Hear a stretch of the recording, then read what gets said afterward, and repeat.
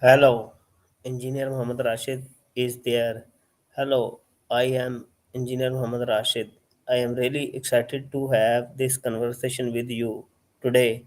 Our topic is how to think creatively and solve problems effectively. Let's dive right in. Are you ready? Absolutely, I'm ready. I'm excited to dive into it. Let's explore some creative approaches and effective problem solving techniques together. I would like to not you have to ask cross question. I'm gonna start with a query. What does thinking creatively really mean to you? It is about imagination or finding unique solutions. That's a fantastic question. I'd say thinking creatively definitely involves imagination, but it's also about connecting the dots in new ways and finding unique solutions to problems. It's a blend of both creativity and critical thinking. What are your thoughts on it? I would like from you uh, kindly not ask cross question. Just give me your insights. So now I'm gonna ask you another question. Uh, it was very interesting for me. So, do you believe creativity is an inborn talent or can be developed through practice? I definitely believe that creativity is something that can be developed over time. While some people might have a natural inclination towards creative thinking, most of it is nurtured through practice, exposure to new experiences, and a willingness to experiment. So, in essence, creativity can absolutely be cultivated.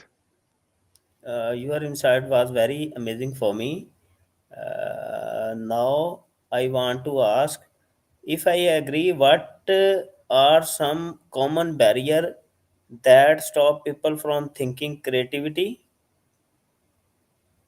Absolutely. There are several common barriers. One of them is fear of failure, which can really hold people back from trying new ideas. Another is a fixed mindset where someone believes their abilities are static and can't be improved. Also, a lack of diversity in experiences or perspectives can limit creative thinking. And sometimes just the environment itself, like strict rules or lack of time, can be a barrier.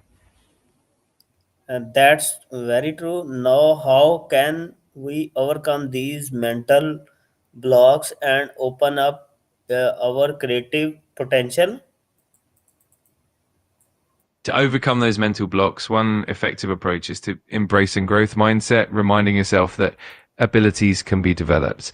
Also, creating a safe space for experimentation where failure is seen as a learning opportunity can help.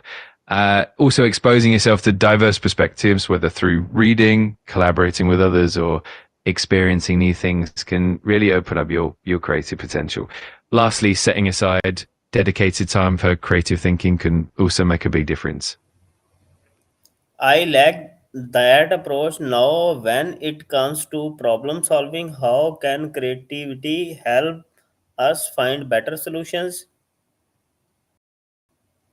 Creativity and problem solving really allows us to look at challenges from different angles. It helps in generating a wide range of ideas, including unconventional ones that might not be immediately obvious. It also encourages experimentation and iteration so you can refine and improve solutions over time. Ultimately, creativity helps in breaking away from traditional patterns and finding innovative, effective solutions.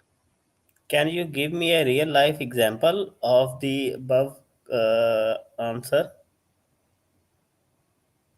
Absolutely. A great example is how companies like Apple have used creative problem solving. For instance, when designing the first iPhone, they combined multiple technologies in innovative ways, like merging a phone, an iPod, and an internet communicator into one device. They encouraged creativity by allowing cross-disciplinary teams to brainstorm and experiment, ultimately leading to groundbreaking solutions. That's a perfect example of creativity driving better problem solving.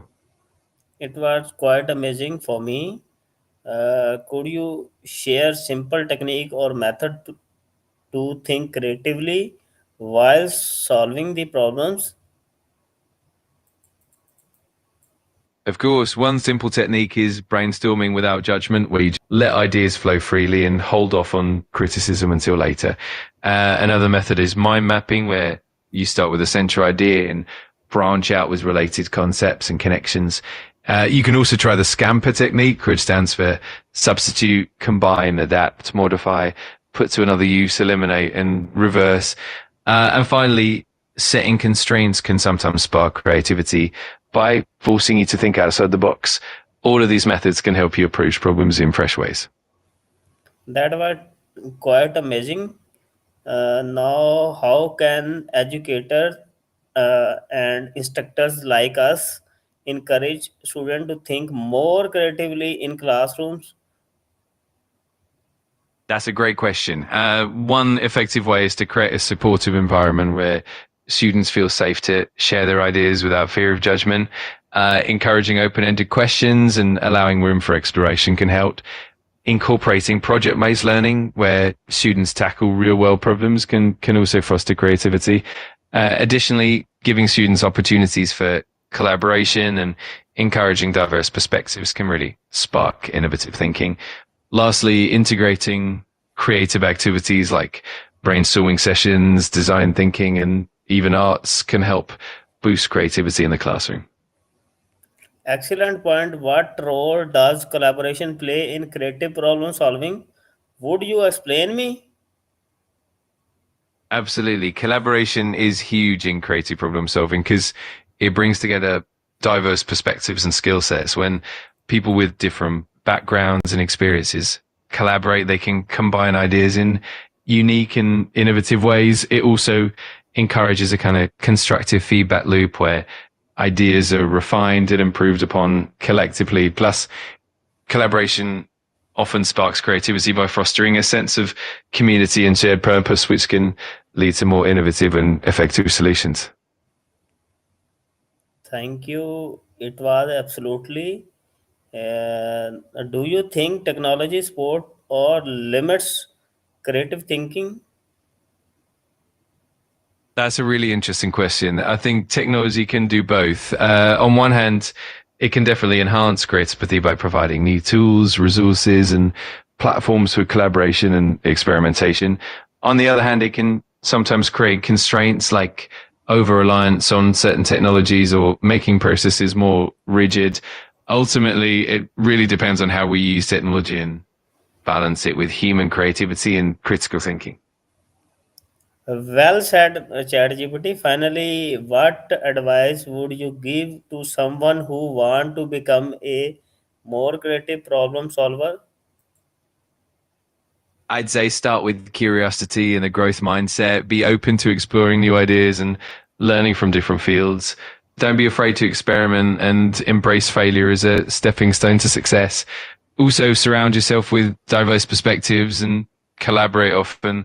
And finally, make time for reflection and mindfulness, as that can really help spark creativity. And that was quite amazing. Now I want a real life example of the above. Absolutely. A great real life example is the way Google encourages creativity with their famous 20% time, where employees can spend a portion of their work week on projects they're passionate about. This led to innovations like Gmail and Google News. Another example is how Pixar fosters creativity through collaborative storytelling sessions where animators and writers come together to refine ideas. These examples show how intentional practices and environments can really spark creative problem solving. Your answer was quite amazing for me. Thank you so much, ChatGPT, for this inspiring discussion. I have learned that creative thinking is not about being artistic, it is about seeing challenges differently and finding smart, simple solution. Uh, Now I will end this session.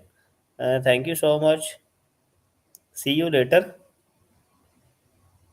You're very welcome. I'm really glad you found it inspiring. If you ever want to chat more or explore new topics, just let me know. Have a fantastic day, and I'll see you next time. Thank you so much. See you next time. Bye bye. You're welcome. Take care, and bye bye. Looking forward to our next chat.